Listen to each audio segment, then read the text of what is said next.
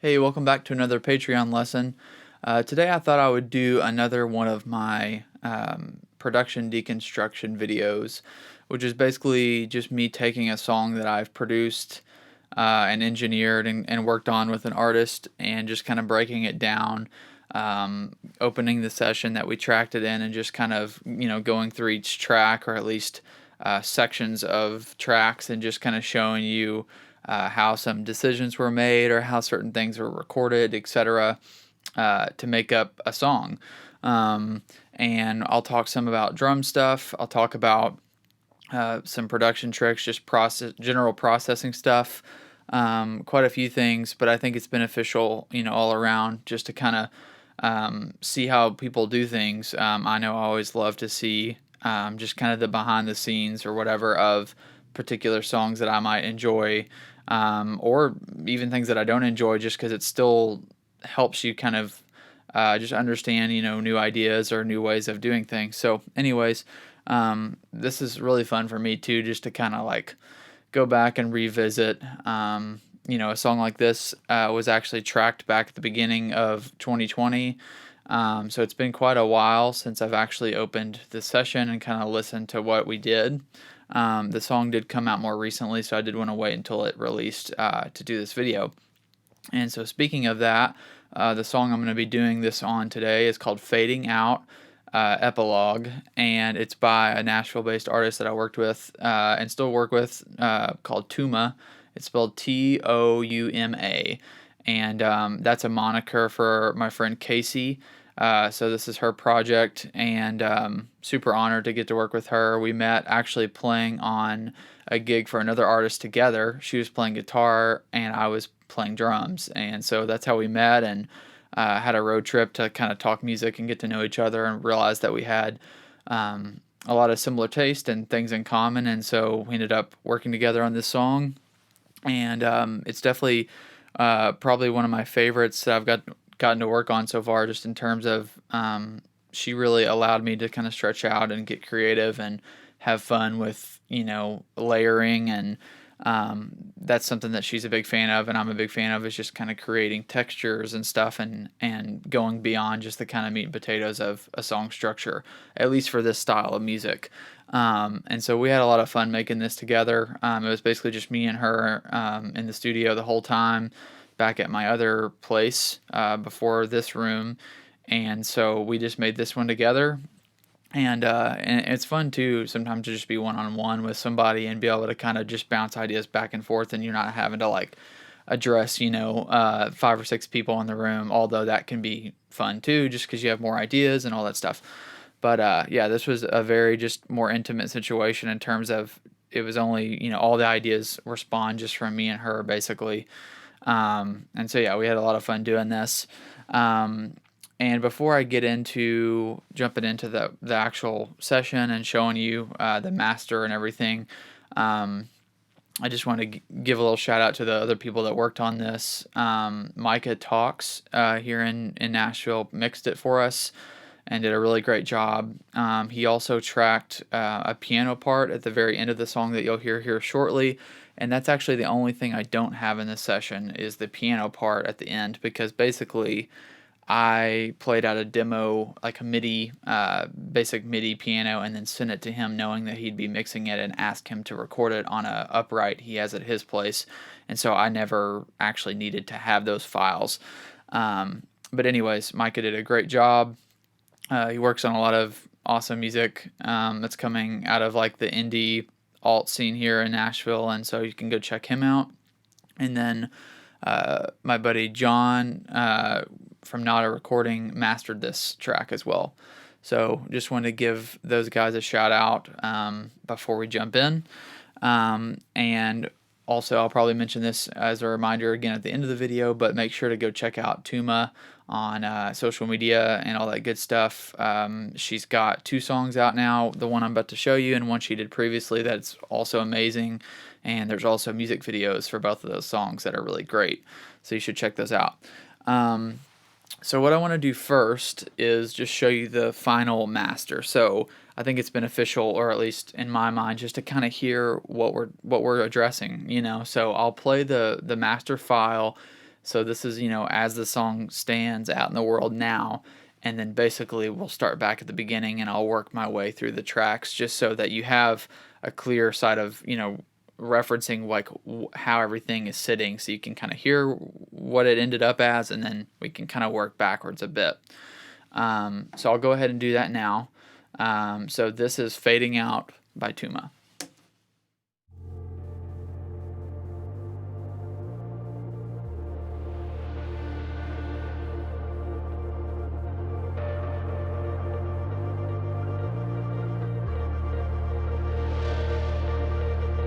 Hello there, I'm sorry to impose on you.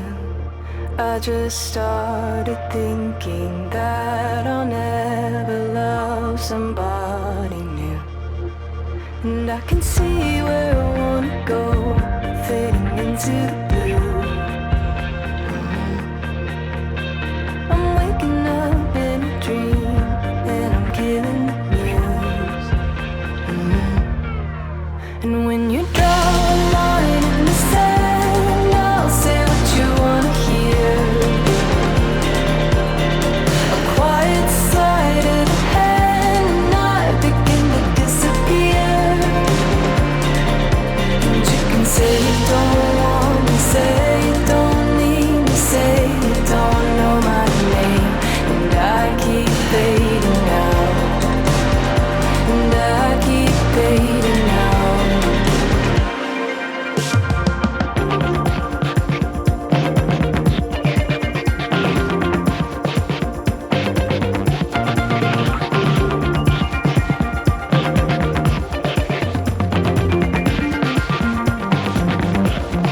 And I saw your mother yesterday. She was talking about your brother and that trip to California that we'll never take again. And I am invisible, and I am the ghost that follows you home every night when you forget. And when you draw a line in the sand, I'll say what you wanna hear. A quiet sleight of the hand, and I begin to disappear. And you can say you don't want me, say you don't need me, say you don't know my name. And I keep fading out, and I keep fading out.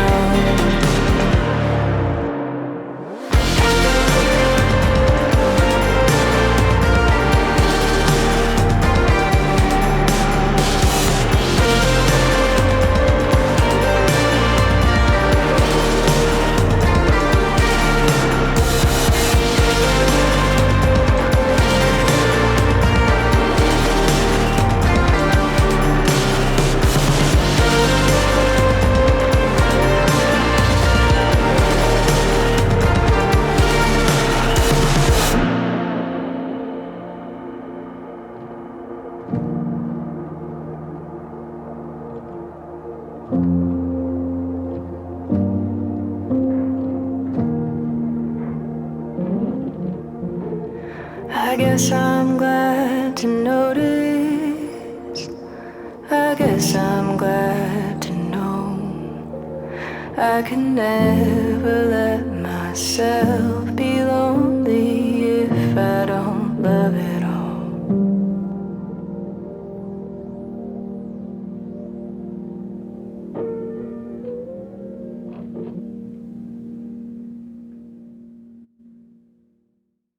All right, now that you've got to hear kind of the final end product, I'll start jumping in the session, just kind of going maybe section by section. I was trying to decide, what made the most sense, either to go by section of the song or by section of instrument. I couldn't really decide which one would be easier, so I decided just to kind of go by instrument. So I'll just kind of build up the track and go through things in the way that I see, which would be kind of starting with the drums and percussion, then going to like bass, guitars, keys, etc., and then vocals. Okay, so we're in the session now, and as you can see, there's quite a few tracks happening, or at least in my world. I know there's modern, pop productions that have probably twice this amount of tracks, but for me, this is a pretty big session. Some of this stuff did get consolidated down a little bit before sending, files for mix, but in general, there are quite a few layers going on. And just to note, this is basically how I left off with my rough mix. So once I get done tracking and producing a song and kind of adding all the finishing touches, I'll just kind of create a general rough mix. I don't spend too much time. I just make sure it's, generally, representative of the song so that the mixer kind of knows where everything goes, even though it should all pull in together, just to, be safe, and also just give a very general like style or vibe of what we're going for. So obviously this is not going to sound just like what you just heard after it had been mixed and mastered, but it's not like anything changed too drastically. It was just, a better sounding version of this, and then with the piano at the end that you heard. So as mentioned, I think I'll scroll down here and start with drums. So also worth mentioning this, bear with me. I really think this song is worth, not that all songs aren't worth it, but because this one is so made up of just like layers, and that's a big part of its identity, I think it's, worth the time for me to go through and kind of show you everything. I'm not going to talk about like, individual processing on every single track or anything, but I do really want to go through and kind of open up every little nook and cranny of it. So this will probably be a decently lengthy video, but it'll be fun. And I'm going to probably just remember some things and be like, oh, I forgot that was there along the way, just because I haven't, like I said, haven't really opened this up since we got in tracking. So it's just kind of how I was left off. Okay, so as far as drums, quickly, I track the drums and most of the instruments on the song, and with the drum sound or drum vibe, I think what I had in mind was to basically use real drums, but be able to capture them and be able to have the flexibility afterwards to edit and process them like samples. And so I went with kind of the approach of tracking some things separately. So basically, I tracked the kit, like the shells, together, and then I did the cymbals separate. I don't remember exactly what I had set up for this song. I want to say it was maybe my CNC kit with my Black Beauty, but I really don't remember, and I unfortunately don't have any photos from this session. So, but I'm pretty sure it was at least for sure my CNC toms, the Black Beauty. I just can't remember if the kick was my CNC or my Gretsch, but it was one of those two. And so basically from here, the overhead channel down to the mono room is that main pass. And you'll see there's some sections that stuff is muted, and that stuff I did commit to mix. Like if I didn't want certain tracks going in certain sections, I would basically just mute them. And then these green tracks in between are just a couple samples that I added into the rough just to kind of beefing it up a little bit, just for this kind of polished pop thing. And then I gave them to the mixer and just said, hey, if you want to use them, go for it. If you don't need them, that's fine too. They weren't necessarily making the drum sound, they were just adding some effects that I thought were cool that he could either use or do his own thing with. So let me actually go ahead and mute those first and just play you just, a section or two of just the general vibe of the kit by itself. So here's the first chorus.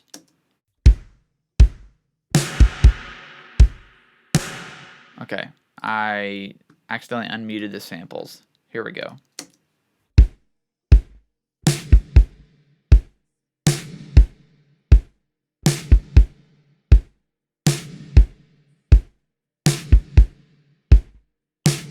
So as you can tell, basically just kick and snare, and it does kind of sound like there's still a sample going, but that's just, I had like a reverb happening on the snare top that I don't think I committed. It was just to give a vibe to the mixer, but that's basically just kick and snare, and that's pretty much, it's kind of that vibe for the whole song, just for that main pass, except at the end is where the toms come in on the bridge. And so I'll play some of that for you. And the toms, I've got them processed pretty crunchy and pretty affected on this rough, and they kind of stayed that way in the final mix.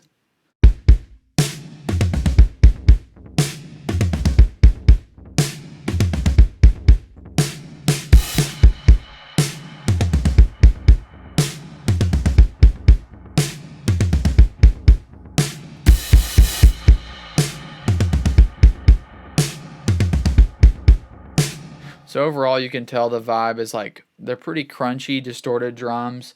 And then I've got like some delays and weird stuff happening specifically on the hi-hat mic and the tom close mics just to kind of give a specific vibe that I was hearing. And I did commit these effects, I believe. So the hi-hat has has some delay and pit crusher stuff going on, and then it looks like I did a space echo thing with the Echo Boy, and I remember I threw it into oscillation kind of at the end. Let's see.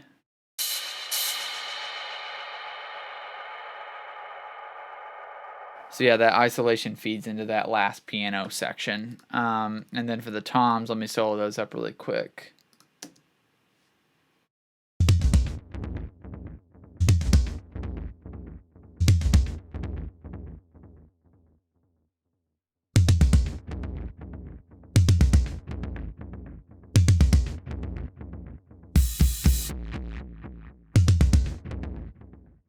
Looks like when I reopened this, I may have messed with something and choked these a little bit. So let me fix that really quick.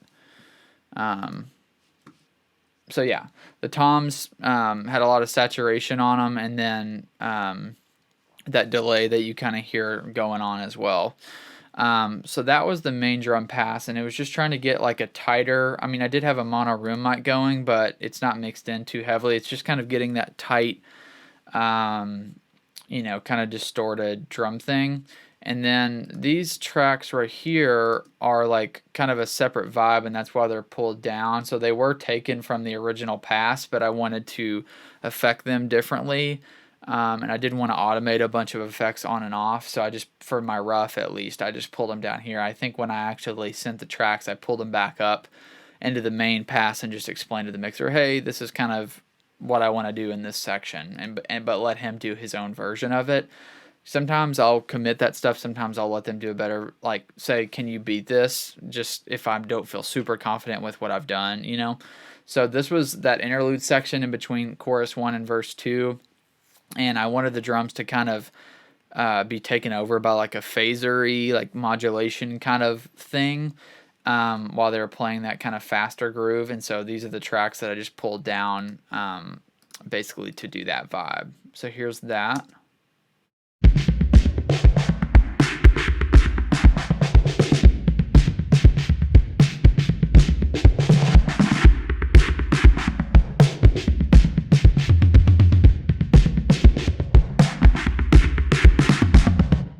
So basically, I pulled up that effect rack from Sound Toys because that's what was actually doing that main effect. It's this Devil Lock, the phaser, and then I had a little EQ on it. But I think I started with this preset fat bottom drums and then kind of tweaked to taste. So that's what's kind of creating that vibe in that interlude section. And yeah, that's mainly it for the main drums. Let me play some of those sections in context really quick so I can kind of remind you of what they're doing. So we'll just start with this interlude section here that I just played so you can hear the phaser drum vibe with the rest of the song.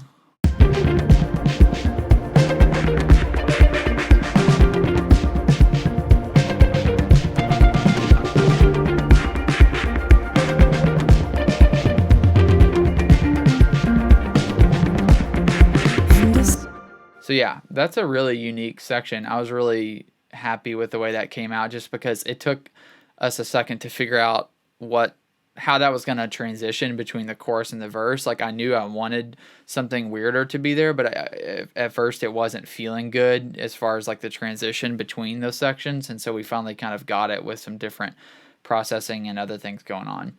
And let me play the bridge for you in context since I kind of talked about how those toms and hi-hats were working together in that section.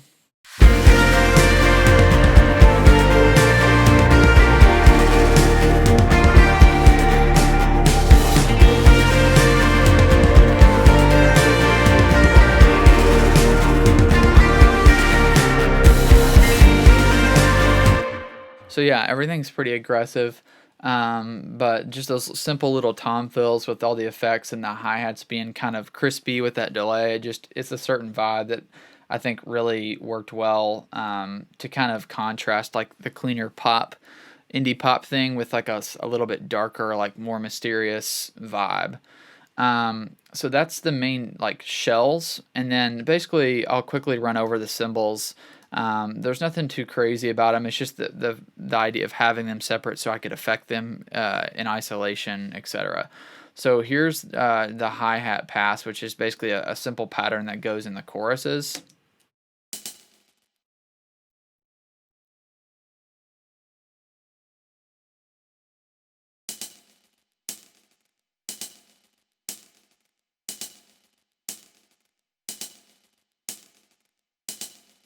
So it is a live hi-hat. Like, it looks like I looped it, but I think I left it like I didn't try to make sure it was like perfectly on the grid. It was just kind of played kind of haphazardly and then blended in, with the main drum. So basically how that would sound with the shells, and then I will put in keep these samples in now. The kick sample, well, I'll just show you quickly. It's just a basic,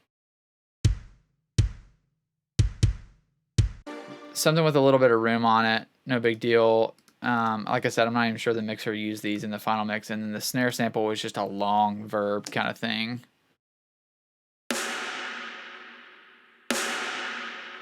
So just so you know where those are coming from when you hear that. But basically, here's the kit now with the hi-hats in.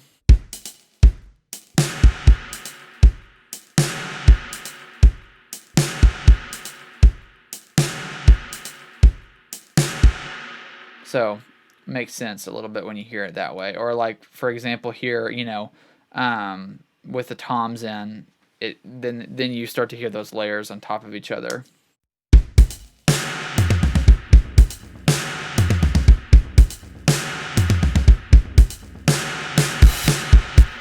And obviously that's not really supposed to sound like, a one drum part, because like the hi-hats are hitting while the toms are hitting, and obviously one person couldn't do that live, so it's not really the point. It's just to kind of create like I said, almost like I would be programming these parts and adding the layers together. So that's the hi-hats, and then I did have those little delay and bit crusher kind of effects on them. And then for the cymbals, like the crashes, they're really just crashes on the top of the choruses, like on each section. So that's not really worth showing individually, but what I did then was I had the idea to kind of do like an alt cymbal pass. So basically, there's these two extra tracks, and I did two of these and used one from each. So like, there's this overhead version, and then there's a room version, but if I'm remembering correctly, they're two separate takes. So I played the same thing, but I used two separate takes and just grabbed the overhead from one and the room from the other just to have a differentiation. And then I added like these like kind of bit crusher stuff, some saturation stuff, and then like a tremolo, because these are choked crashes. And so it creates this weird like sweeping like I don't know, it's something I've never done, and I just happened to kind of figure it out for this song, and I've never done it before, and it's like a trick that I really enjoyed because it's very like industrial sounding, if that's a way to describe it. But so these were like overdubbed chokes in the bridge, and I'll show them in context here in a second. But here's the cymbals by themselves.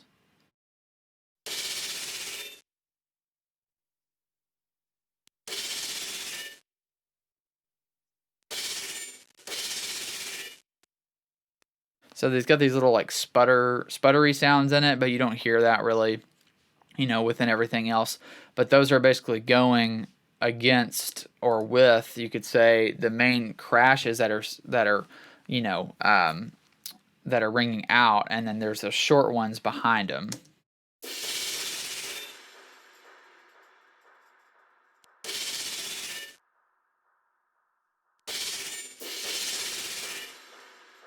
So it sounds pretty chaotic, which actually is kind of the vibe of the section, but it makes more sense in context with the rest of the drums. So here's the shells with the hi-hats and those different crash cymbal layers.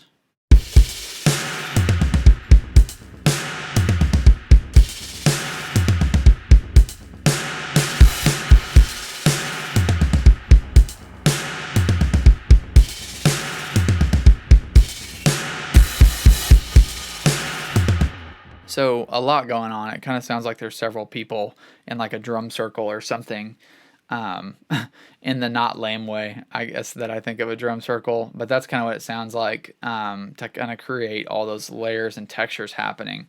But anyways, I really liked and thought the tremolo kind of crash cymbal thing was pretty cool. It almost has kind of a reverse effect to it.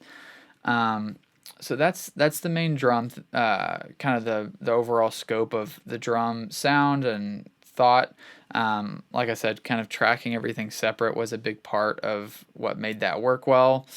It's not the most fun way to do it, but on the back end, it's more fun because you just have more control. And if you don't want it to sound, super organic or anything, then it's beneficial.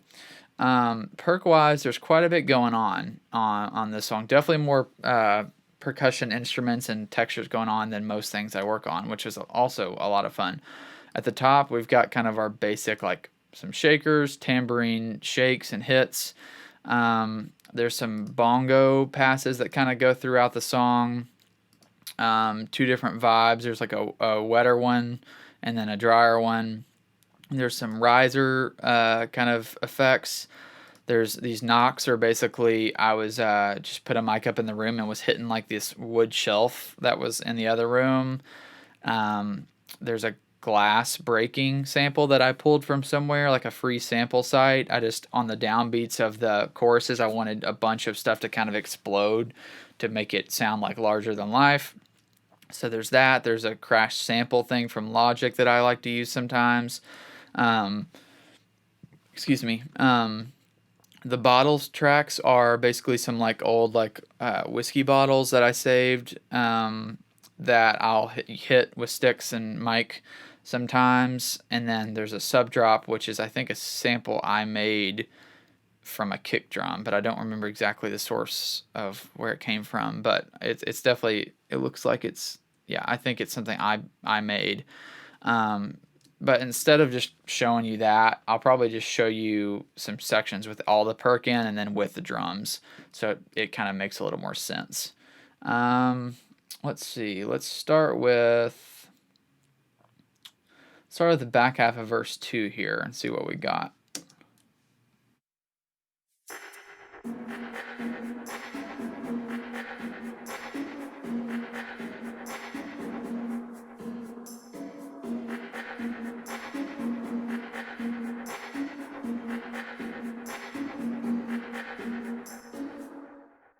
Yeah, so there's like those the reverbed out bongos and then the kick are the knocks, these knocks left and right tracks. Which a big part of this, just quickly, is like sometimes perk stuff can stick out and be kind of pointy in a bad way. So sometimes you just need to process stuff to kind of make it sit in the track a little bit. Like if I take off all the processing on these, they're pretty dry and boring.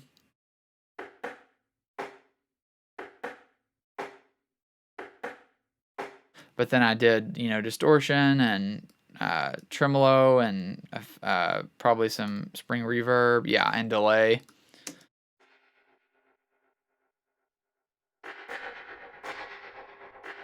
So that's what's kind of creating the vibe, per se, for some. A lot of times it's just messing with perk tracks can do more than you realize. Like, not just leaving like a tambourine hit plain or whatever, unless you're going for that, of course. But I was definitely going for heavy texture on this.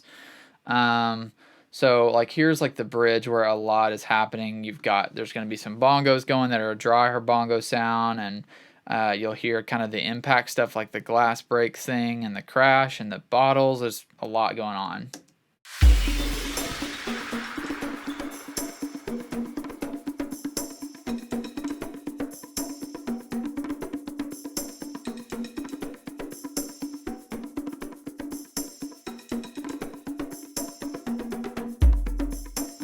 And so that sub drop is just kind of hitting on the downbeats of each, like the top of each section, essentially, just to kind of give some low end impact. That's something I'll do on certain projects that I think, you want that chorus or that section just to kind of feel weighty when it hits like the downbeat. Anything else specific to note? I don't think about the perk. It's just a lot of textural stuff. Like I said, the bottles, kind of got them panned to one side with some verb on them to kind of put them in a space. Like the glass breaking sample I pulled, it kind of sounds pretty crappy alone, but it's just giving a texture.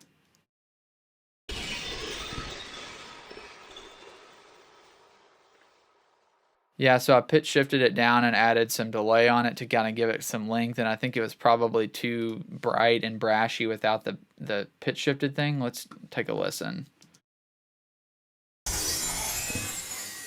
Whew, that's, yeah, pretty ear piercing. So I wanted that effect, but without all the harshness. So that's why I pitch shifted it down.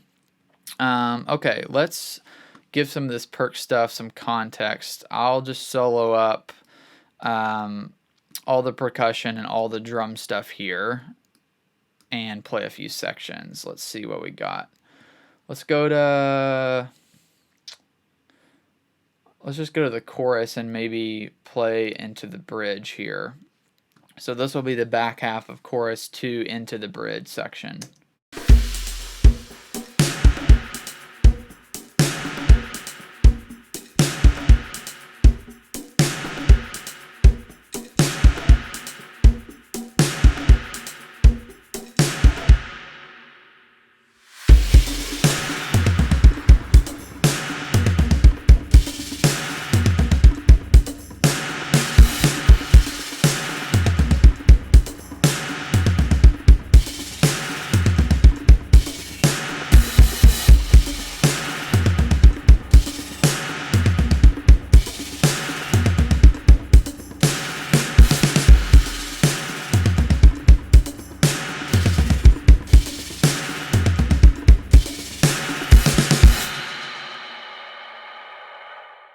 Yeah, so pretty fun, just to kind of figure out all those textures and layers and try to make them work together, but also the vibe, like especially at the end of that bridge and everything, was kind of to make it sound a little bit crazy because the vocal's out there, so we're not gonna, be worried about masking like the vocal or anything. It's just kind of anything goes at that point. So that was a lot of fun, and obviously earlier in the song, as you heard, there's not a lot going on, kind of up until the first chorus.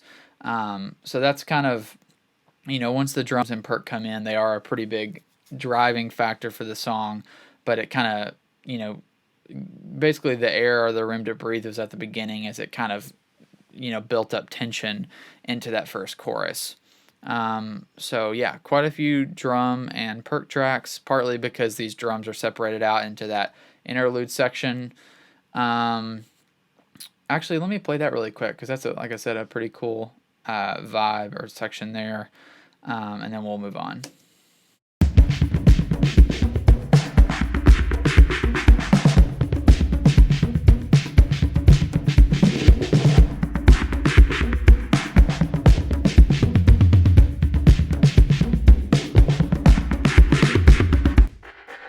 So yeah, pretty cool. All right, we'll move on now into maybe bassland. And as we go, maybe I'll play some of this like stuff in context, like at the end of the section. Okay, now let's play, drums, perk, and bass together and kind of build up the song so it makes a little more sense. There's really no good way to do this, or at least not that I can figure out. It's just kind of jumping around and trying to remember notable stuff. Okay, so there's a combination of real bass and some soft synth bass stuff going on. Basically, there's no like real synth or keys going on here besides the piano at the end that Micah tracked, because at the time I didn't have this guy, so it was all done on MIDI, which is totally fine. A lot of the stuff did a great job and was able to find patches that serve the song well. Between some of the Arturia patch stuff and even some Logic stuff. So yeah, all soft synth stuff. Anything that's green is like MIDI stuff, and then the green is actual audio files. So yeah, I knew I wanted a combination of real bass and synth bass because we wanted to keep it in like the slight like indie rock-ish world with keeping real bass in, but also it'd have a pop sensibility and a nice thick, round low end with like from the synth bass. And I knew we were going to use some like ARP bass stuff. So there's quite a few bass layers going on here. And Micah definitely made better sense of them in the mix and kind of prioritizing certain things, and we worked on that some in our mix revisions. But I wanted to make sure, we kind of had the bases covered, and I wanted to, have a good amount of things going on in the low end, but they're all not super in the low. Some of them are like low mid, some of them are super subby, etc. So throughout the like first part of the song up to the chorus, it's mainly just like a basic synth bass kind of thing.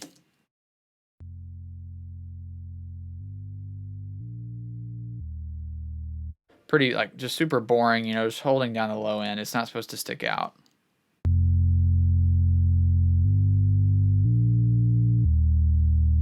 Not really sure why I have these on 2 tracks, but anyways. And the real bass comes in on the back half of that verse. It's barely kind of driving it a little bit, but it kind of sits under the surface.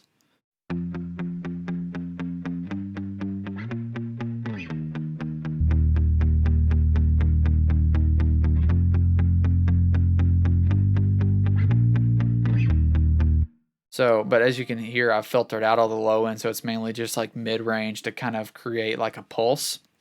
But it was nice to feel something real come in there because there's a lot of soft instruments happening before then. Once we get to the chorus, the first chorus, now we've got like essentially 3 layers of bass. We've got the real bass, which is this track.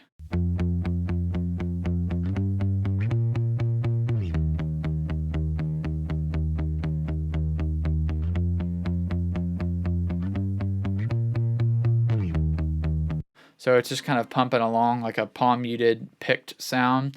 We've got the sub bass, which is just the super, super low stuff.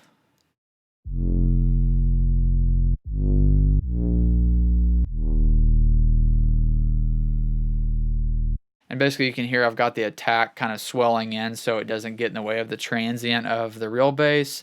And then there's also these ARP basses, which are basically mimicking the real bass, but they're like panned hard left and right with a little bit of sample delay to kind of create a stereo effect.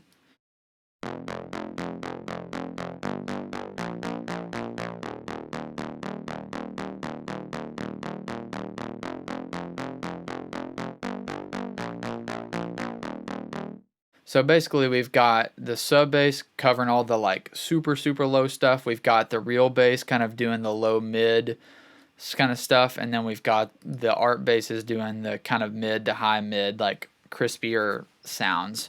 So with those 3 layered, this would be the first chorus.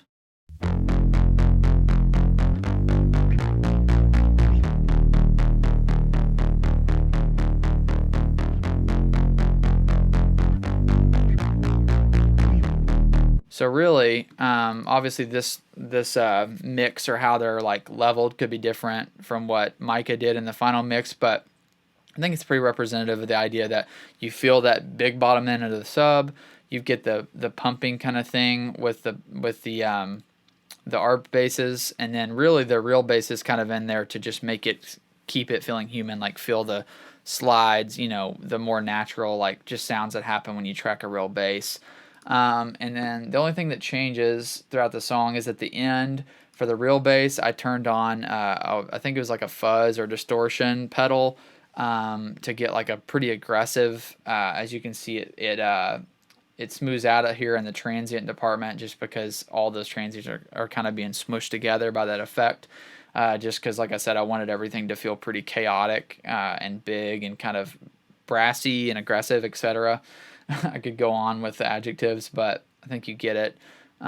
So here's the real bass with that effect at the end.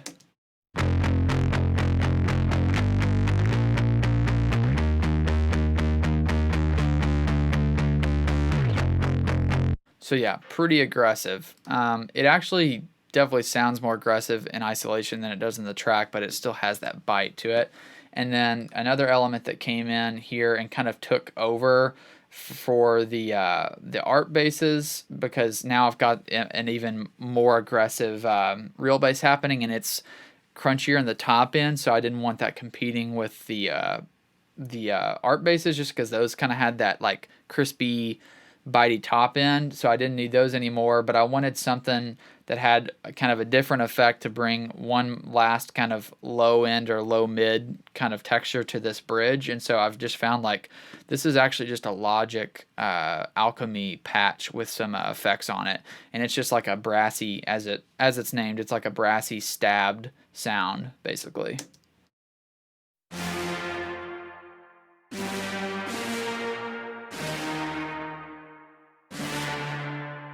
So that comes in that bridge. But once again, this sound is really just like brought together with the effects. By itself, it's pretty like goofy sounding.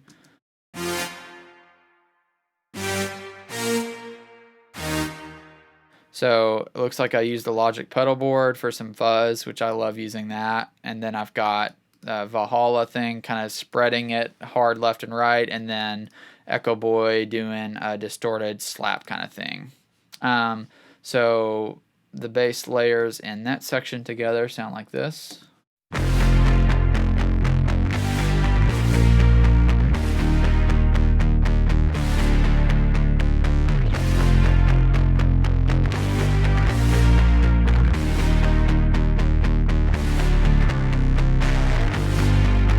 So pretty fun. I really like those like kind of more aggressive, bitey bass sounds that are happening there. Okay, now that I've shown you the gist of the bass and drum stuff, let me just play a couple sections of those together.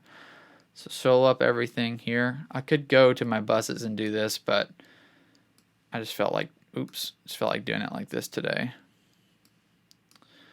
All right, let's go to, what section do we want to start with? Let's see, well, actually, let's start with this interlude section, because I had that kind of plucky bass thing happening on the real bass here that I didn't show you yet. And that's all really the bass that's happening there.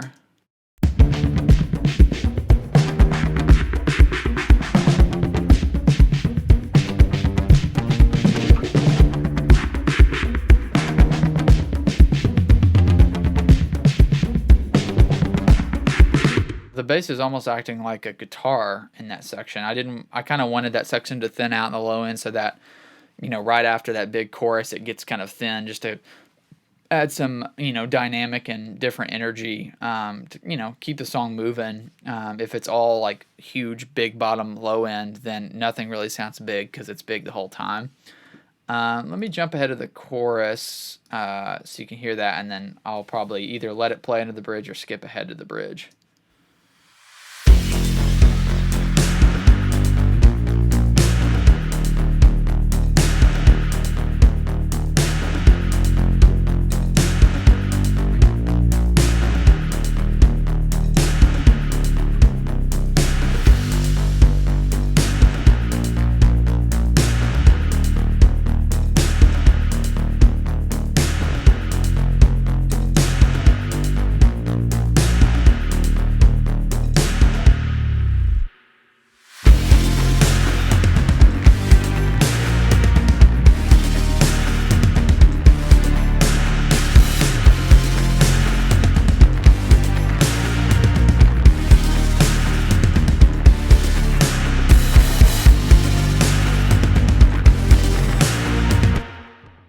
I think that gives you a good idea of the bass and drum relationship, also with the perkin. So yeah, it's just mainly just driving, just a gung gung gung gung gung gung gung gung gung gung gung, but then with that low sub under it to just give that weight in the choruses and the bridge, and then just kind of making everything a little bit more aggressive as far as the real bass getting pretty fuzzy, and then adding those like brassy stab bass, synth textures at the end here on the bridge. I think that about covers Bass World. So let's jump up into guitars. We'll skip over all the key stuff for now. There's quite a few guitar layers going on. Even though this doesn't feel like a guitar-driven or guitar-heavy song, it's more just kind of sparse sections that have a lot of identity acting as like textures. That was kind of the name of the game with the guitar parts, which I did play, I think all these besides maybe one that Casey did play. And that's right in my wheelhouse. I'm definitely not a shreddy or like more traditional guitar player. I just don't have that knowledge or that skill set, but I do enjoy and think I have a decent, what's the word I'm looking for? I don't know. Playing texturally or creating more effect guitar sounds is something that I enjoy and feel like I can do pretty well. So a lot of the guitars are that. So I'll probably just go through and hit some of these. It's going to be hard to remember what's what, but we'll start here at the top, which starts right here with the guitars. The stabs are basically in the choruses, and in the back half of the verses, there's just some kind of like high triad kind of stabs with some verb and effects, just kind of, they're really supposed to just sit in the back and add some energy.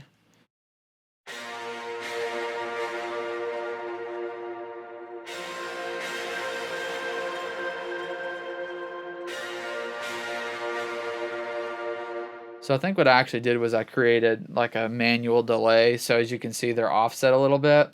So I just played one version of it and then duplicated down and pulled it back to create like, so there is delay on the actual tracks, but then I actually pulled one back to create like that manual delay sound. So since they're panned left and right, it's kind of like bum, bum, bum. You kind of feel that effect like that instead of trying to automate something. Just sometimes doing a manual delay and like actually creating it with where you pull back the track works well or easier than automating effects. So there's that. This is the guitar I believe that Casey played, which is just like a arpeggiated kind of higher thing during the verses, just to add another kind of texture in the melodic area.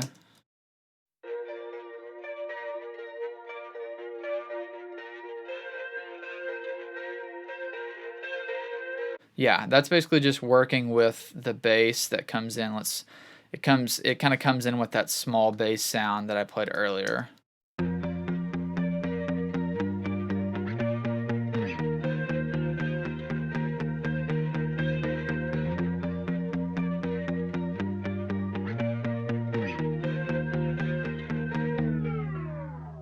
And you can hear that the pitch shifts down at the end. That's just the logic. You change the fade function to a slow down with the right click right here. So that's always fun trick, to kind of add, separate two sections, book into section, or just kind of create a transition into something different, is to kind of take a track and maybe make it shift down or up, or do something with it that kind of gives the listener like, tells them like, hey, something's about to happen kind of thing, because there's a little gap there between when that ends and when the chorus hits. It's like a bar basically. So there's that guitar. The quirky guitars, which is a terrible name, but I probably just didn't know what else to name it. When you've got all these guitar tracks, you start running out of name ideas. These are, let's see, yeah, they're just these quick like stabs, like they're almost kind of funky sounding without the effects, like more of a funk guitar sound. And it's kind of like a loop I created. You can see it's like hard cut, so you don't actually hear me like stop playing it, even though I did play it that way. It just makes it sound more like a programmed element than a real guitar. And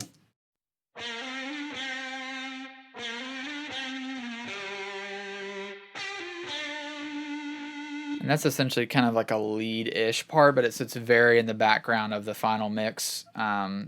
On the end of verse 2, I just wanted something quirkier and something with some bite to kind of help pick up the pace and just give a little more tension, because these choruses very much have that like tension and release kind of thing, where it's like the verses and all the other sections have a lot of tension, and then the choruses kind of release that.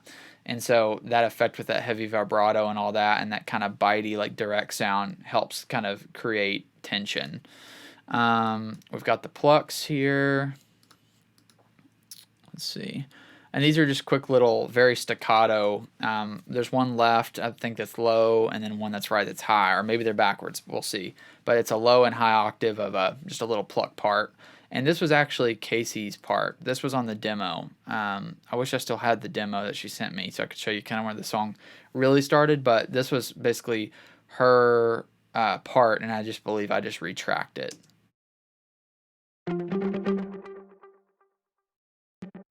Yeah, and I just added some delay to them. So those happen throughout the song in the verse and the choruses.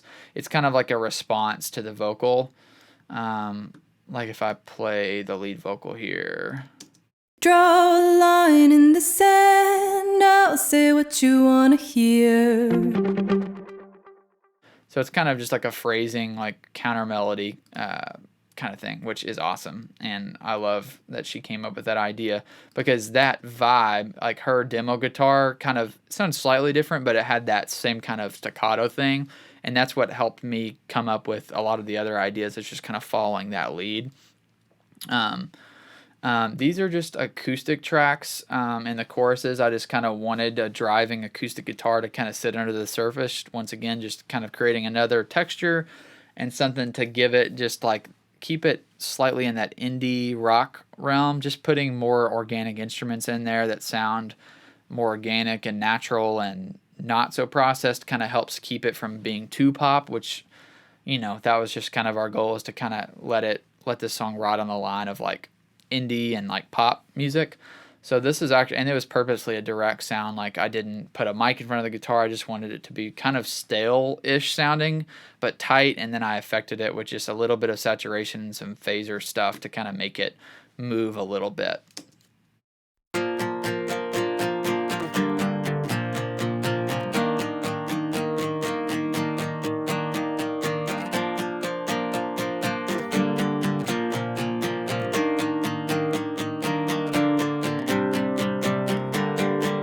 Yeah, it's cool. Like direct acoustic sound kind of not great when the acoustic guitar is driving a song or it's the main focus of like the backbone of a song. But when it's just a texture, I actually really like the kind of thing that direct acoustics do. So there's that.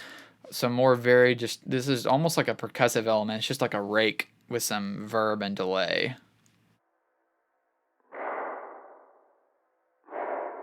Very under the surface kind of stuff. Like even if it wasn't there, it wouldn't make or break the song at all. It's just extra things to kind of help create unique textures. In the bridge here, we've got some different things going on. We've got this, what I call the fuzzy track, which is a really kind of ugly sounding guitar that's kind of countering, I think it's countering, or it's another version of the main lead part. I'll have to see here. Yeah, okay, I just needed a reminder. It is the lead part. It's just a very ugly version of it, like a purposefully pitch shifted, so it's kind of wonky sounding version of it. So here's it with the main lead part.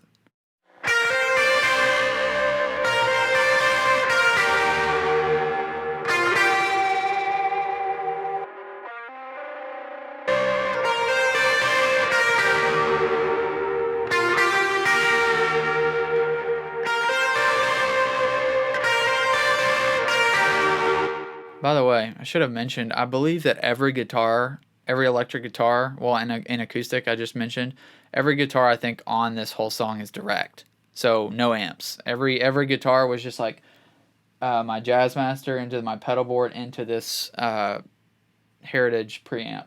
I do a lot of direct guitars these days. I still do put up amps for certain projects. They are still amp heavy, more amp guitars than direct. But a lot of the like more pop sensible stuff I just seem to like the texture of like direct guitars. And most people think of like electric direct guitars as just like literally a guitar into a preamp that's not being driven, and it's just really stale sounding. But when I say direct, it's basically just there's no amp in line, but I'm still using effects in front of it like I normally would an amp, and I'm usually driving the preamp a little bit or whatever. I just kind of like the immediacy that it has versus a mic'd amp. Anyways, worth mentioning. And then let's see, this is just called bridge guitar, so I have no idea what it is. Okay, it's just kind of doing a similar thing as these plucked, like, quirky guitars up here. It's just doing it in a different place in the stereo field, and it's just kind of keeping it going in the song as like a theme, that da da da da da da da thing, but just putting it in a different spot so that it lives among all the other guitars. Let's see, trim guitar. I think this is a prettier, more melodic. Sorry, I'm going all over the place.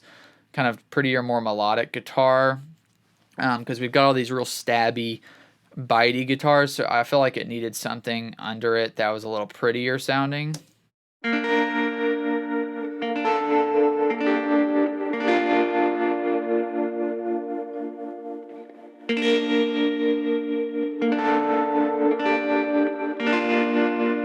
Yeah, once again, I think it's just I wanted something to kind of, not everything to be so brashy and bold. I mean, a lot of the elements are, and that's what I love about this song, but I needed to like contrast it with a few prettier elements. You know what I mean? So it's like that and the acoustic here are both like slightly prettier, more traditional sounding.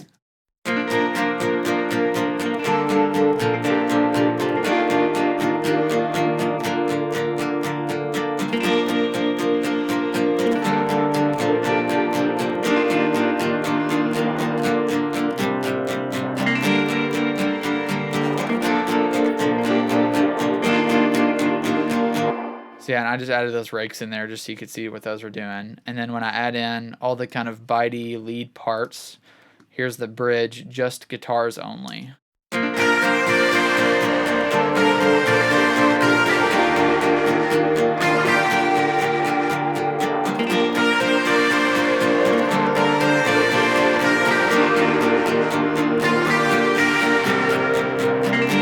So yeah, once again, kind of a lot going on. Let's go back to the chorus where it's still a lot going on, but it doesn't feel as crazy because there's not those lead parts there.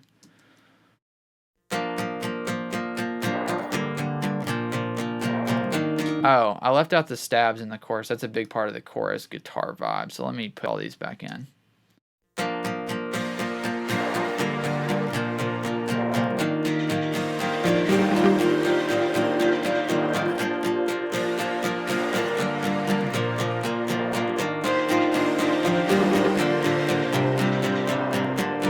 So yeah, there's just a lot of guitar parts that are just acting as textures, kind of working off of each other and filling in spaces, basically. One other section maybe to show for Guitar World would be the interlude. Let's see what we got. Where are my guitars? Oh, okay. They're not labeled as guitars. That's why I was confused. It's the interlude, left, right, tracks. Yeah. Okay, here we go. Here's the interlude guitars.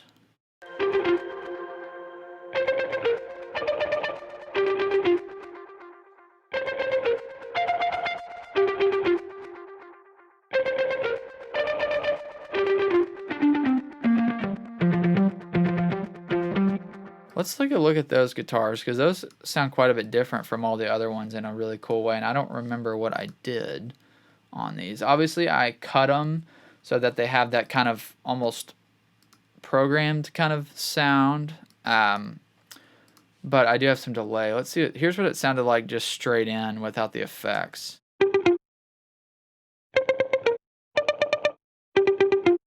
Yeah, I just wanted these to be very robotic and just, you know, very edited sounding. So I've got Logic Rat and this Roto Phase thing. The Logic pedal board, they're like purposely crappy sounding effects, but it often gives a good bit of color and just like identity to stuff. And then there's a Logic EQ, because I didn't have FabFilter at the time, but I still use Logic EQ sometimes. And then the delay is coming from Echo Boy, and it's the distorted delay algorithm. Also, you can hear, because it's stereo delay, even though it's pan to left, it's throwing the delay to the left and right, so these kind of play off each other. And I probably have, yeah, same, I think it's the same part, but I just did the classic sample delay trick on the right side.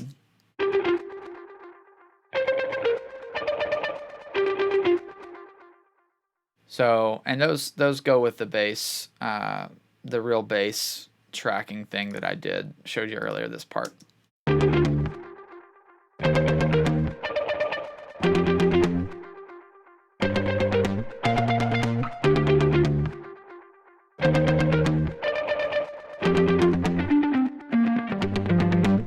So yeah, very staccato, very like tight, small.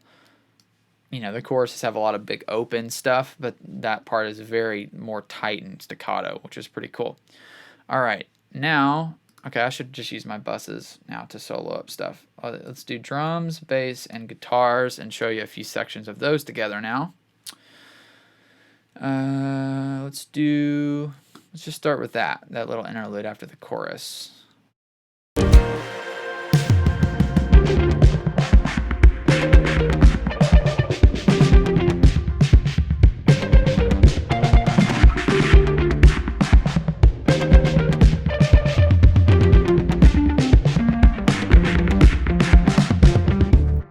Yeah, there's that. And then, oh, I did forget to put in the percussion.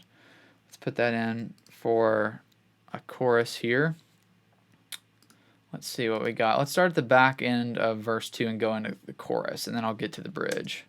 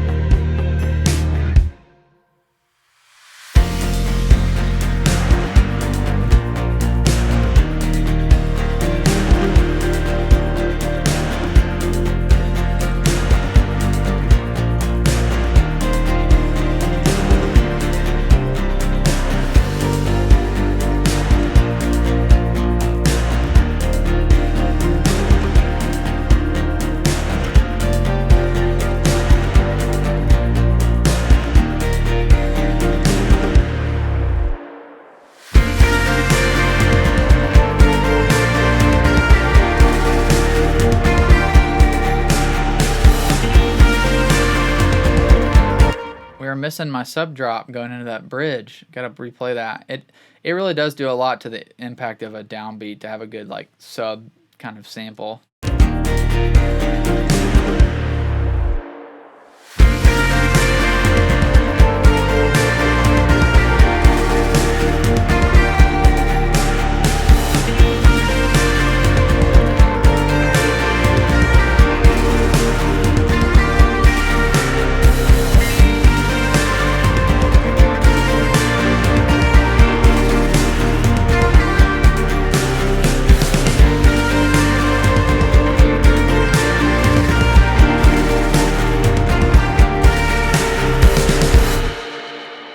So yeah, that gives you now an idea of, you start to hear the song come together, especially with some melodic elements other than just the bass. So that's Guitar World. Like I said, lots of just like textures. Not a lot of like parts, just kind of some things to kind of make sure that there feels like there's a progression in the song and it's not all percussive stuff. I think that's one thing that I ran into at some point. I was like, okay, we've got all these cool like percussive stabby kind of in your face elements, but I was like, okay, now I'm feeling like I'm missing, there's like not enough melodicness, if that's a word, in the song. Like I need something to feel like it's holding down just like a progression. And I think that's when I started adding like these acoustics and maybe these like prettier tremolo guitars just to kind of follow the bass line, just so we don't lose too much of like the melodic identity of the song. So I needed to add some stuff to just kind of balance that out so it's not all percussive stuff. Okay, now jumping down into Keys World, I actually programmed quite a bit of stuff on this track for me. I'm not like, keys is not my main thing, but I really found a lot of cool textures and things that I really enjoyed on this, just using, like I said, like mainly soft synths and then doing a few things here. So I'll walk through these as quick as I can. But like I said, most of it's just different things that I found either on Arturia patches or Logic. So there's a main pad thing, and this was actually pulled from her demo, I believe, from Casey's demo. I think this is a Logic pad that she had used for her demo that just kind of went throughout, and so that's why it's an audio track. I think I just bounced it out and like looped it or did something, but it's a pretty just general pad sound.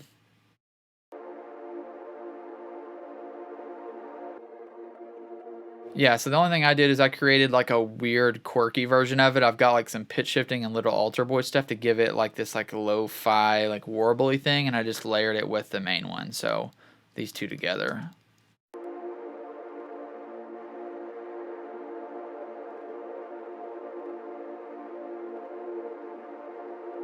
and it just hangs on that same note the whole time. Doesn't ever change. It's just kind of one of those like a true pad where it literally just sits under the song and does nothing else other than add some like ambient texture and just some glue.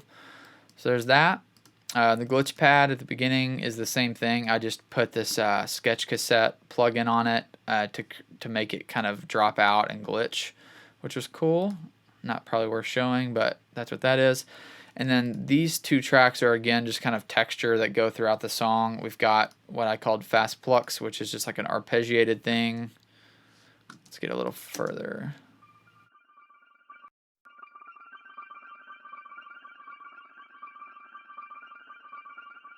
See, it was a Arturia thing. What's making it that chirpy kind of effect and like making it feel the way it does is just the delay and stuff I had. Here's what it sounds like alone.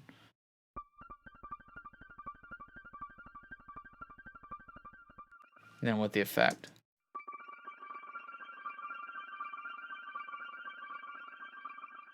And then the flutter is another Arturia thing with a panning thing from a painting plugin from Soundtoys on it to give it some vibe.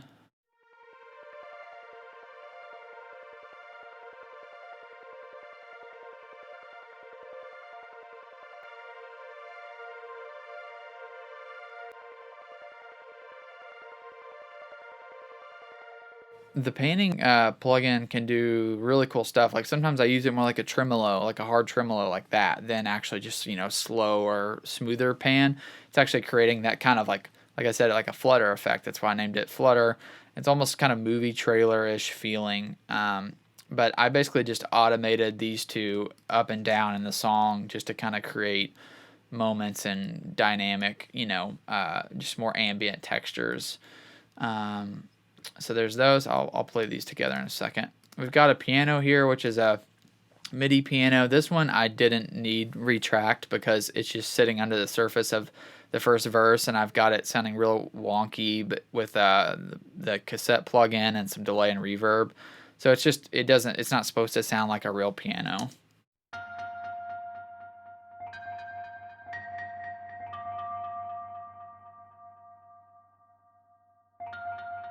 Okay, this is actually a different one than I remembered. So this is just a high, like obviously just kind of it does sound like a real piano, but in context of the song, it doesn't, I don't know, it has a different feeling. But that's just in the first verse, and that delay and reverb is kind of putting it in a space. The other piano that's a big identity of this interlude and kind of the second verse and the chorus is this one, which this is funny. I don't even know how I found this. It was probably an accident, but basically I set up like an arpeggiated thing in Logic, so it's like the Logic arpeggiator on an Arturia piano sound, and it's just going like I'm just holding down like triads or something, and it's just arpeggiating like really fast, and then there's a bunch of plugins on it that really give it the identity of what it sounds like in the song. So let me show you what it sounds like without all the plugins on first. It's pretty goofy sounding.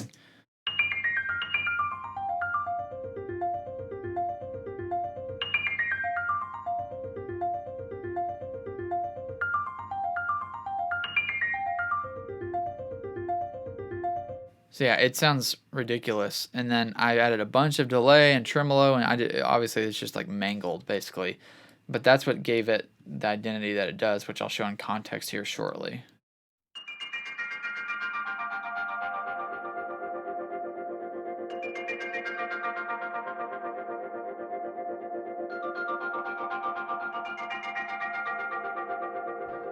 I'm not sure how many people are going to know what I'm talking about, but I should have called this sound like the Reading Rainbow sound, because it's like there's this old, I guess it's a show or something that I remember we used to watch in elementary school at school, like educational show or whatever, and it had like those kind of sounds in it. Like it just sounds like a kid's television show.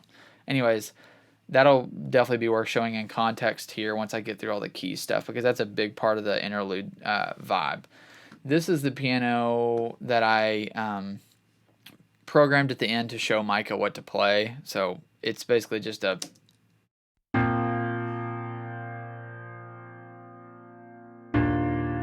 Like, that obviously didn't end up in the song. He tracked that beautiful piano he has, and that took the place of this. Just wanted to, that's basically that's the best way to get it done, is just to play it on a MIDI thing and basically say, just copy this, but do your thing with it.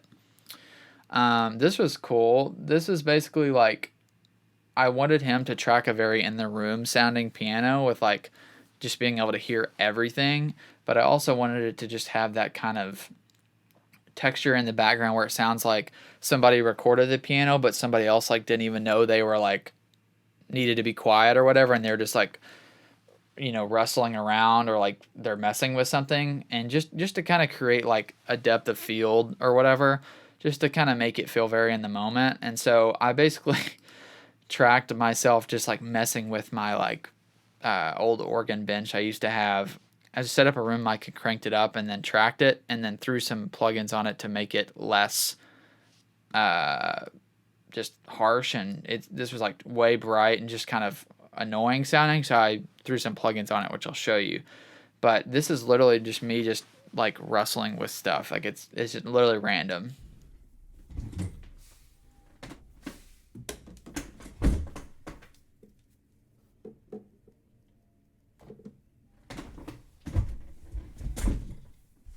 But it looks like it was stereo, so I recorded it stereo, so it feels, you know, I don't know, it just has a cooler effect that way for what I was going for.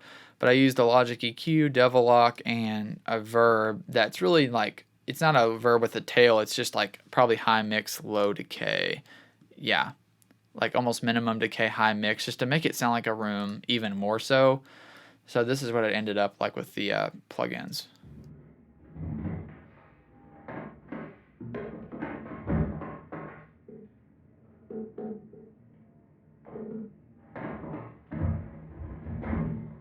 So that's basically going behind the really beautiful sounding piano that Micah tracked. And it almost sounds pitch shifted, but it's just because I rolled off all the top end and added the Devil Lock. So that's pretty cool, just creating room noise. That's something I'll do every once in a while if I want a section to kind of feel, you know, very in the room and real. And maybe I'm just not getting enough of that feeling from what's recorded or what's in the section. I'll just record some like textural room noise just to kind of give it that like, okay, now we're very, you know, we've got this polished big chorus, but now we're like in your face, kind of in the moment kind of thing. So there's that. And then this is the piano I think I thought this one up here was, because, you know, great labeling I've got going here. Piano, piano, piano, piano noise, piano. I did for sure rename these before I sent them to Micah, so he was not like, what are all these tracks? I probably named them more specific things, but I used a different session for my exported files than I do my rough mix, so these weren't labeled very well. This is more of the like the warpy sounding piano that I was thinking this one was.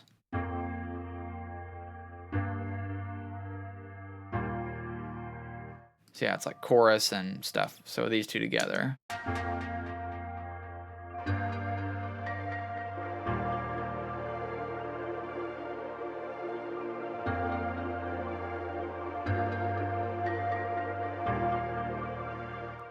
Yeah, pretty basic, but it gave it some vibe. Once again, keeping some melodic elements in there, just doing the progression so we don't lose that. And then these three tracks are like some more lead kind of ish synth textures that went in the choruses. It's basically three of the same patch, just high, medium, and low, and I wanted them separate so I could kind of mix them and process them to taste. But once again, it's just like the Analog Lab software from Arturia. It's kind of I named it Jupiter because it's like a rolling like Jupiter-ish, Juno-ish sound.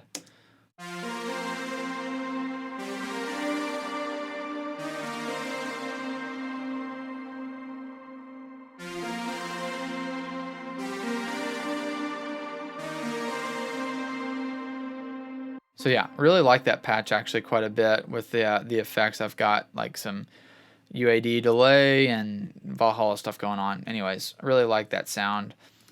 Here we go, another piano track. Pretty bad. I must have just been doing a bunch and quickly running through them and not trying to relabel them. Okay, this is just like a beeping effect that I created with a piano by distorting it. So it's like, here's it with nothing. You can barely hear it, but I think it's just literally just boop.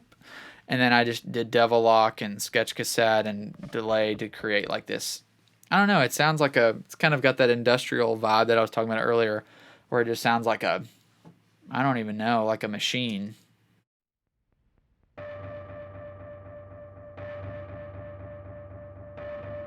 Which that's cool. That's like a perfect example of taking something that sounds like nothing and making it into something really cool just with some basic plugins. Like you could do that with basic Logic plugins. It's just like a really non-inspiring sounding piano, just boop, and making it have this like live in a completely different world. What is this? Intro Rise.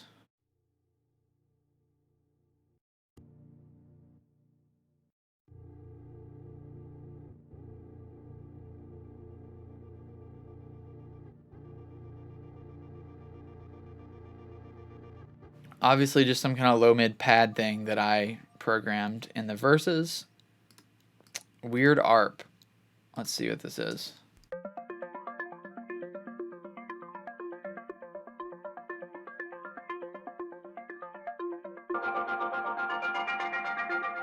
Yeah, it's just kind of going with that piano. I don't know. It's just another layer. Nothing really to say there. We've got this big lead sounding arpeggiator synth in the choruses and the bridge.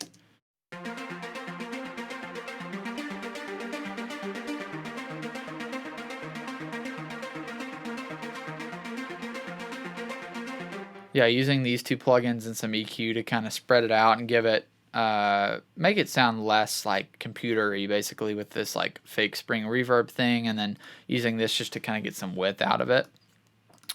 And yeah, it looks like that's the end of the keys land. So let me show you some sections with those together. All right, let's solo up. Let's just do it this way. I'll use the bus. All right, keys bus soloed. Let's see. Start with this interlude here.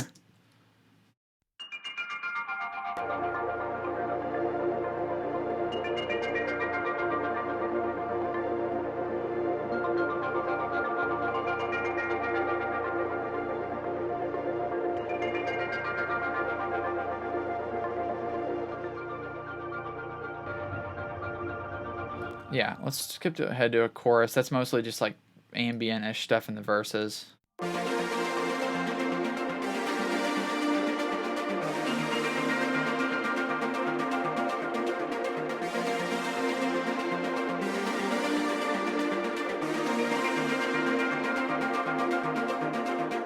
So one of my favorite things about the keys world is like these kind of stabby tracks, and then this piano arp thing are kind of working with the vocal of like, you get the main do do do do do do do do do from these three tracks, and then this is actually like kind of coming in as like a call and response thing. So it's like do do do do do do do do do, you know. So it's like, I don't know, the way they kind of call back and forth is almost like a vocal thing, kind of, which I enjoy a lot. Let me play that again.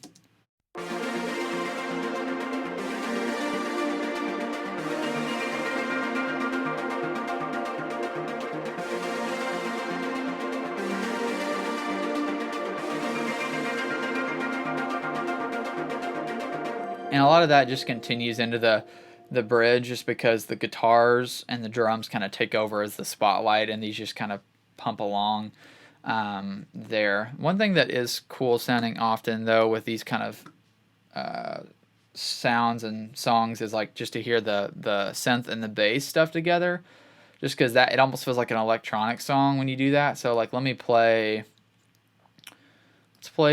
chorus with just the bass elements and the keys elements soloed.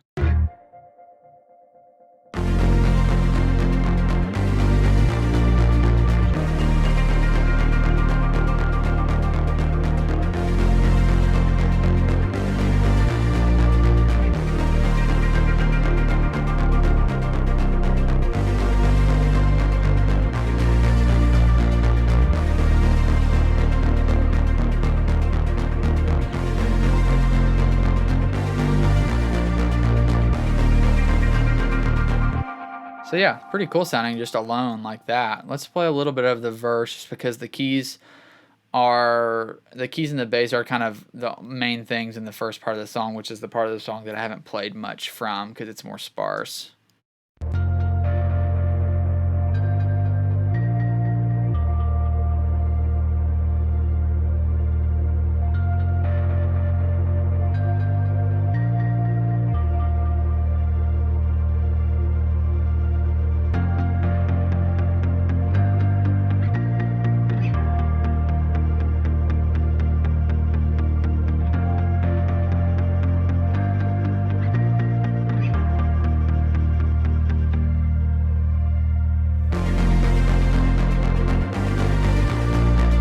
So yeah, you got to kind of hear how that transitions into the chorus there. All right, so that's all keys. So I think the only thing left is vocals. And there are some layers even within the vocal world just to kind of create a larger than life sound that's not, we're not trying to go for like this super intimate thing until the end. It does get pretty intimate, but otherwise we're just kind of going for this larger than life, like big, pop kind of thing, but with some like unique textures in there. Casey's a great singer, so it's super easy to track her main lead vocal and everything. And she's also really, really, really great at harmonies and background stuff. Like her voice just blends really well with herself, and I'm sure with other people. I haven't had her sing background on anything yet with anybody else, but her voice just like really lends itself well to blending together. So the lead, there's nothing really to talk about with the lead vocal. I didn't commit a whole lot of effects or anything just because I wanted Micah to do his thing, but I tracked her on my Mojave MA300, which is a tube condenser, which has kind of got that nice glassy top in. I definitely wanted like a modern vocal sound here. So let me just show you like the lead vocal with a little bit. I'll take off the reverb I had on it, but just to show you the main vocal sound. And when you draw a line in the sand, I'll say what you want to hear. A quiet slide of the hand and I begin to disappear. So it's pretty clean, just very like in your face, and that's with some compression and EQ and stuff. But I did, I think, take off a good amount of it. I probably left on a little bit of EQ, but took off everything else before I sent it to Micah. And then I just did like a pitch shifted, what am I trying to say? High octave pitch shifted version of the lead vocal just to tuck in there for an effect. I used the lead vocal to do this pitch shifted like low thing that we knew we wanted in there. It happens just on the back ends of phrases. Like here's the end of the chorus. And I keep fading out. Or like on the end, it's basically on the whole time. I guess I'm glad to notice. I guess I'm glad to know. Also, just a note, I have some just basic like Logic auto tune on, just so like the vocal would kind of sound more artificial and like tuned for the rough, but I didn't commit that. I let Micah do his thing with editing the vocals, so like in that section, it was making her voice sound a little more unnatural than it should. So that's definitely not the way it sounded. It's just me using a little bit of pitch correction and Logic just to kind of like do that thing for the rough, but I didn't commit that. But yeah, those are the lead vocal tracks, and then basic, double, just had her sing it again and processed it a little differently. Harmonies, it's really nothing in particular, just some spots that we wanted some layering, and then there's a couple just like more textural stuff going on here that's pretty fun.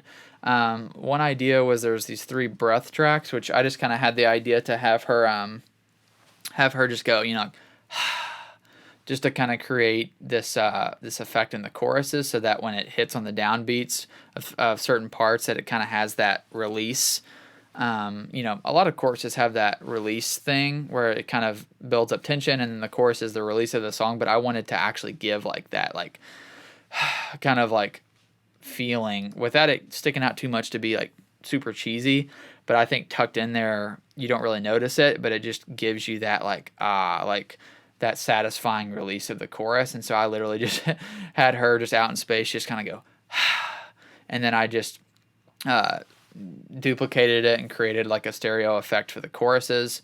And then there's like a more like an intake breath, like a on towards the end, but that's right before the second chorus. And so these are the like the outward breaths in the choruses. So lots of verb and stuff on them to kind of create that throw, and then just like an inward breath. It's kind of cut. Yeah. So it's just kind of right before that gap. There's like a little gap. Let me play it real quick. Before that second chorus. So yeah, it just kind of creates this like out of breath kind of thing that we just thought was cool. Just a subtle thing. And then these vocal effect tracks are things that I created like manual delays and like oscillator things with. So I just took the lead vocal and created like a, you know, I looped out like a portion of it. I can't talk. A portion of it. And I think I sent these to Micah and was just like, hey, if you want to use these, feel free. But I definitely hear like this delay throw in these sections. So if you want to actually automate a throw, that's fine. Or if you want to use these, I'm not sure what he ended up doing. But these are just like throws, manual throws of the lead vocal. Here. And you can hear it panning just to kind of create that space. And then here in the second verse.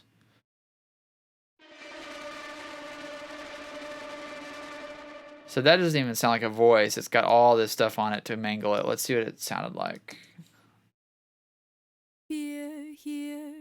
Sorry, I was probably muted myself when I was saying that. Yeah, it's the same thing. It's just I mangled it to create this effect. So like, let's hear it with the lead vocal. Invisible. And Sorry, I had that low turned up a little bit, but yeah, it's in context, it's like a moment to kind of create this aggressive effect. invisible. And In the context of the song, it's pretty under the surface, but yeah, you get the idea. It's just kind of an effect for the vocal sounds, and then here's the throws with and the breaths with the lead vocal here. Let's see. And when you draw a line in the sand, I'll say what you wanna hear. A quiet slide of the hand, and I begin to disappear. And you can say you don't want me, say you don't need me, say you don't know my name, and I keep fading out. And I keep fading out. So it's cool because those breaths, the first one is on the kick, like the downbeat, but then the second one that happens of each phrase is on the snare. So it kind of creates like an effect on the snare hit. And then the only other things I haven't talked about is there's this vocal glitch thing I created for the very beginning of the song. It doesn't even sound like a vocal, but I just took a tiny piece of something she sung, not sure, and created this like kind of thing, just to almost kind of give that like, makes me think of like a hospital, like a IV machine or something.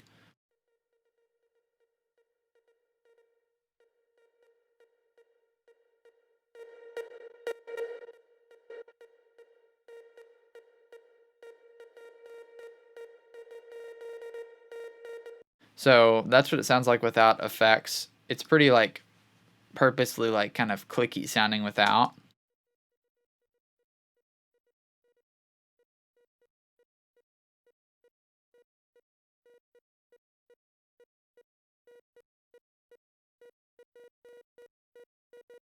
Sorry, I know it's really quiet. It sounds like nothing, but I was just trying to throw across the idea that processing sometimes can do a lot.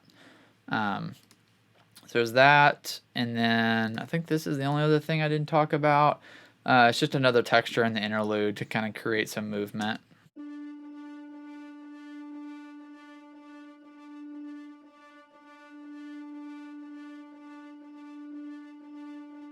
And it's very stagnant sounding on purpose. Basically, I had her just sing some like random melodies, like hums out in space, like just kind of hum, just some notes that are in the key of the song, and then I might take a couple of those and create layers or something. So this was just one of those where I just grabbed one note she sang and looped it, and then threw some distortion and panning and stuff on it to kind of create a texture that sits under the surface in the interlude. I think that's all the tracks. So, yeah, a lot going on in this song. There's a lot of kind of specific, like, I've said it a million times, I feel like already, but there's just a lot of texture things happening.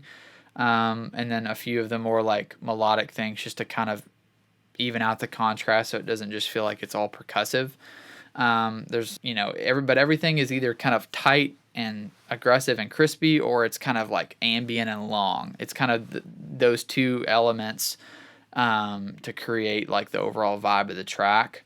I've got a lot of patty stuff that's kind of more sitting in the back, and that's the more long ambient stuff, and then a lot of the more plucky, guitars and just the drum sound and everything is more up in your face. And then with the vocals, just kind of going with that like, hi-fi pop sound that's more up front, that you hear on a lot of more modern pop things, and blending it with guitars, so it kind of pulls it back into like the indie world. And yeah, I'm super happy and excited about how this song came out. Yeah, it's like I said at the beginning, it was an honor to work with Casey on this, and really appreciate her just like letting me kind of stretch out and just try new things. There's a lot of like things I learned on this song of just like, oh, I'm gonna maybe use that again because that really worked well, or accidental stuff like with that piano arp, just kind of with all the delay, like that was kind of an accident. So yeah, super fun to just kind of like explore on this one. Appreciate her letting me do that, and I think it turned out really great. As mentioned, you should definitely go check out the song and her other music on Spotify. Go follow her and all that good stuff on social media. I think I tried to cover this as much as I could without taking like 3 hours.